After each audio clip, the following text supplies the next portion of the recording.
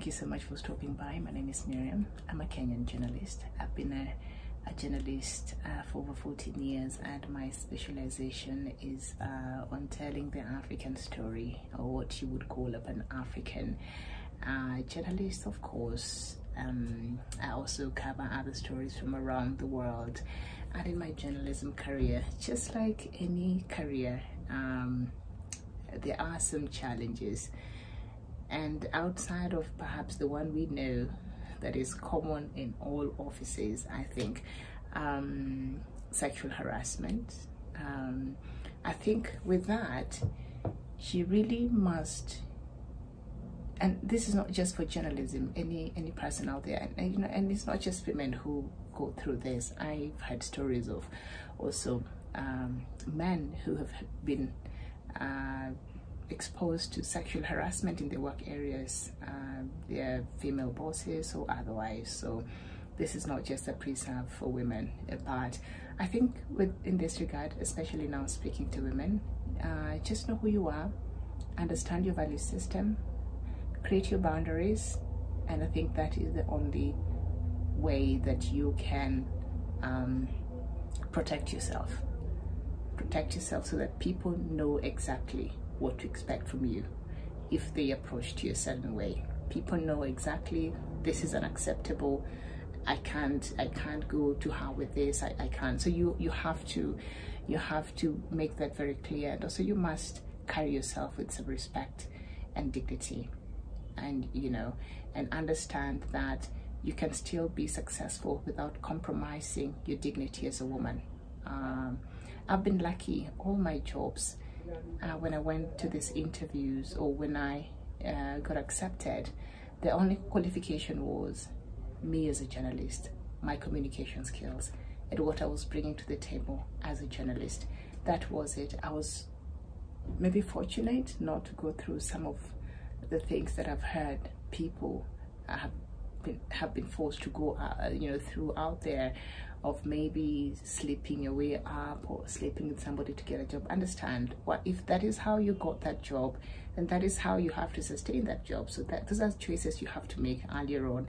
But I think most importantly, let people know their boundaries, and if they push them, let them know that is unacceptable to you. So that is how I've been able to deal with that, so that has not been too much of a challenge for me, because you know, certain things are just unacceptable to me. But another challenge that I have had to contend with in my journalism career is the issue of bullying. I remember there's a show I was hosting where I was the only female, and maybe I had a panelist of 4 or 5 men, and naturally I'm a soft-spoken person, so I'm not going to yell. So you find that you're trying to bring to order or trying to control a conversation, and some people, because they feel like, I mean, you are a woman, I mean, what do you know? And you know, it was hardcore politics, like, what do you know, whatever. So they have an attitude in how they choose to engage with you. But I've learned to stand my ground. I've learned, when I sit here, don't see a woman. I am a journalist, and there's a reason why I'm sitting on this chair and I am driving this conversation. And so you're here as a panelist, and there are rules to be followed, and if you can't do that, you can very well just leave the show. Okay, so I've had to really stand my ground, and and make sure that they understood the reason that we were there, the reason why they were part of that conversation. But I've dealt with bullying. I can't even get into the details of it, but I've learned through that to be able to speak up, you know, for myself, and to just make known what I expect as a host, and what I expect in my line of work. And so I know bullying can be quite a challenge. So I've had to deal with that in my line of work. So I don't know how you deal with bullying at your workplace, but that's a real problem that I've had to contend with in my journalism career. I think another thing that female journalists contend with a lot, I don't know if this is societal expectation or this is just a burden that we decide to put on ourselves, and that is the false beauty expectation, or there is some level of expectation when it comes to a female journalist as opposed to a male journalist. A male journalist can dress whatever, can look however, and it's really not a big deal per se. But I see women, we put so much pressure on how we look. First of all, journalism is not a beauty pageant. You're not coming there for your beauty. If you're pretty and that matches here what you're bringing to the table, that's great. If they cancel each other out, that's great. But this is not the main thing.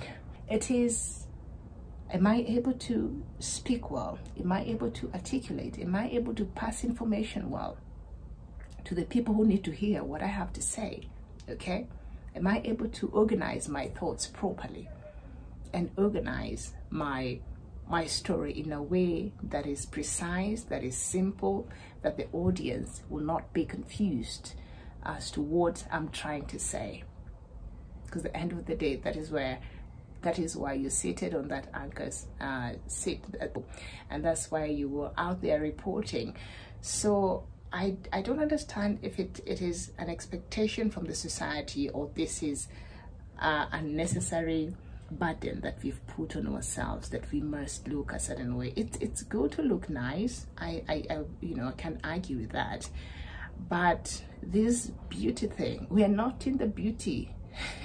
We are not in the beauty industry. Let's leave these excessive beauty standards, and that is very similar to what we see in this pageantries, to the models. We are not beauty models. We are here to pass information, and so there is that false expectation, I don't know, from ourselves as women journalists or from the society. So you'll find that, like for me, let me confess, for a long time in journalism, because of what I grew up seeing, I knew my hair was not acceptable. So for a long time, I could only have weaves on my head. I would go to the salon, I'll remove one, and I'll have another one sew in immediately. So with time, I realized that walking with my natural hair is something that I could not do. I felt weird and I felt out of place. Until one day I went to my hairstylist, and he told me, you have nice hair, and you don't even wear like long weaves, so I don't understand why you can't just wear your natural hair, since the weaves that you choose to have are almost the size of your hair, the length of your hair. And I said, wait, so you think I can rock my natural hair? And he said, yeah. And I think that has been the most liberating thing for me. I can't remember the last time I put on a weave on my hair. I have my natural hair. I've grown to love it. I appreciate it. I take care of it. And it has been one of the most liberating things. And I was caught up in that, trying to fit in, trying to live up to something that I've seen being modeled to me with the anchors and the women journalists that I look up to. I only see wigs. And I thought, this must be the beauty standard if you want to be an anchor, because I've been an anchor all of my journalism career, an anchor or a presenter. And so all of them, the ones I see on televisions from outside, unless you're white, but the rest of them, the black journalists, you'll find that you can hardly find somebody with your natural hair. And so I thought that is what is accepted. And for a long time, I was held in that unrealistic standard, and I realized I was hating on what I had, and in that process I was even losing myself. And so that is what I'm talking about. And since I started rocking my natural hair, I love it. I love it. I just learned how to take care of it. But that is what I mean by some of these standards and some of these expectations in terms of beauty, what we think or what we feel is unacceptable or acceptable, that ends up ruining a lot of lives. Because now then you have to work to put up a facade, to put up a standard that an expectation that you might not even be able to maintain. Those wigs, those weaves, man, they're damn expensive, and maybe you're not paid enough to sustain that. So so be liberated, please. I'm not saying there's anything bad with wigs and weaves, but I don't think it is something that I'm ever looking back to go to. I don't. But even after deciding to be wearing my natural hair, I think I went and bought a wig, and after a while I could wear it maybe for a week or two. It got to a point where it was just too much, especially in the hot seasons. I said, you know what, there's nothing wrong with my natural hair. And so I decided that my hair was enough, and that's how I wear it, and that's how I love it, and that's it. I don't even put any kinds of extensions there to make it look anything different. So I got liberated, and I think that is something that we get caught up on so much, and yeah, that is quite unfortunate. So it is what is being modeled, but it's really not a societal problem. I think these are burdens that we pick and we imagine in our heads that this is what is acceptable, okay? Because nobody has come to me to complain that since you started wearing your own hair on shows, the content has been affected, or you look, if anything, I think I look much better, okay? So yeah, but if the wigs and weaves are something that you enjoy, and the false what do you call them, the stuff, you like it and you enjoy it, that's great. Whatever rocks your boat. But I'm just saying, just do it for you. Don't do it out of pressure to try to impress people who don't even care about some of that stuff and some of that burden that we choose to carry on our shoulders. You know the story, and the focus should not be on your face. The focus should be on the story. The focus should be on what you're presenting to the audience, and because you know the story, so stop taking away from what you're supposed to be doing.